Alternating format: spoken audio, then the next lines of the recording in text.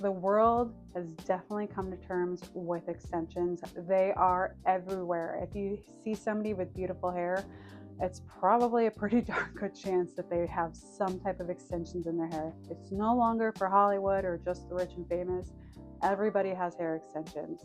I think in the past, extensions have gotten a bad name because you can typically tell bad extensions, but it's very rare that you're going to be able to tell really good extensions. So when you see extensions, there's a lot of verbiage that goes along with it. What do all those words mean? Let me tell you. One question I get is, what is a weft? A weft is where the hair extension hair is attached together. So a weft will be different things depending upon the method. On a slim or a nano weft, this is what that weft looks like. It gets the name slim because it's very slim. Hand-tied can mean both a method of applying extensions, or it can be a type of weft. A hand-tied weft, this is one of my old ones, is literally hand-tied in there. You can see there is a braid hand-tied hair up there. After doing a lot of hair extensions, I definitely prefer a nano or a slim weft compared to a hand-tied. These are both used in the hand-tied application method, but the downfall with the hand-tied weft is it has this return in here, or this mustache, where they flipped it over and braided it back down. You can see in there that it's a little bit thicker up at that top, and that can make the hair pretty bulky when you're applying. When it comes to the tape row, this is what the tape row weft looks like. You can see still pretty nice, pretty flat, bigger than the slim weft or the nano weft.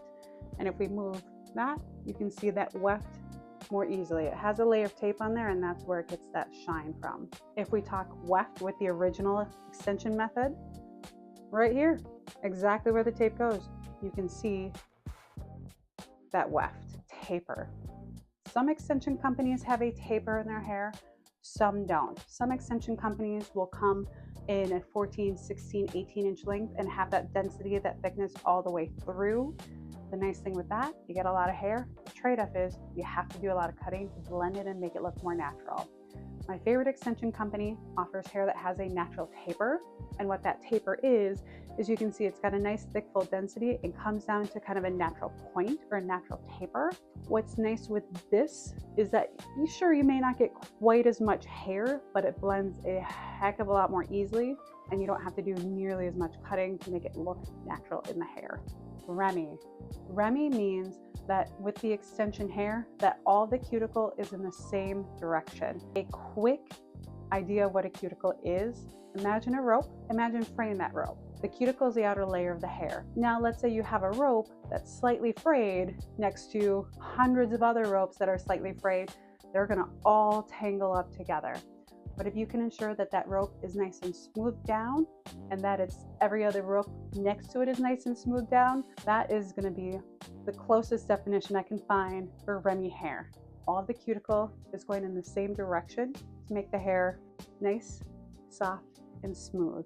Biological hair. Biological hair is the hair that you're gifted with. It's the hair that grows out of your scalp. Density dictates, or density. The density is going to be either your own natural thickness or how much hair you're adding with the hair extensions. If you have thicker hair and you just want more length, typically because you have a thicker density, you can have more density with hair extensions added. If you are blessed with thin, fine hair like I am naturally, the density is going to dictate how much hair you have. I can't have quite as many hair extensions as some other people, so I'm going to cheat and add a topper on there too, but I still have enough hair with the density to cover up my hair extensions down here. If you're very light on density in the top, hair extensions might not be for you, and you might have to go the topper route. I can help you out with that. Cuticle. Cuticle is the outer layer of the hair. It's the protective layer. Think of it kind of like fish scales. When everything is going in the same direction, everything is fantastic. As soon as something gets out of whack with a cuticle, it's going to get caught and tangled on everything. You do want to make sure that every extension hair has a cuticle.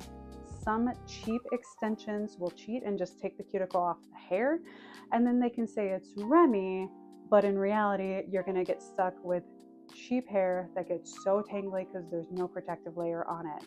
What is the difference between Indian, European, or Asian hair? My favorite hair extension company typically uses Asian, specifically Chinese hair. Why is that? It has the thickest cuticle, so it will give you the most bang for your buck.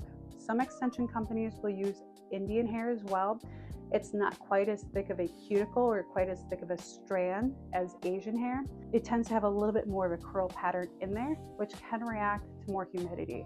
So depending upon what your natural hair texture is, would be, do you want to have that nice thick hair that comes from, specifically with my brand that I use, China, where you're going to have a lot of curl memory. You curl this and that curl is going to last for days and days.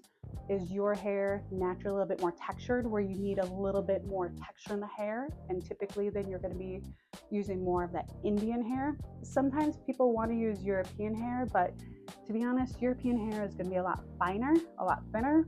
And in my mind, if I'm going to be paying for hair extensions, I want the gold standard. I want to have just nice, thick, full hair that holds a curl pattern and is going to make my hair look better. When I use toppers, typically my brand that I use for toppers will blend the Asian hair and the Indian hair together. The reason why I think they do that is so that you get that thickness and that density from the Asian hair, but also a little bit more of that natural fall with a natural texture from the Indian hair.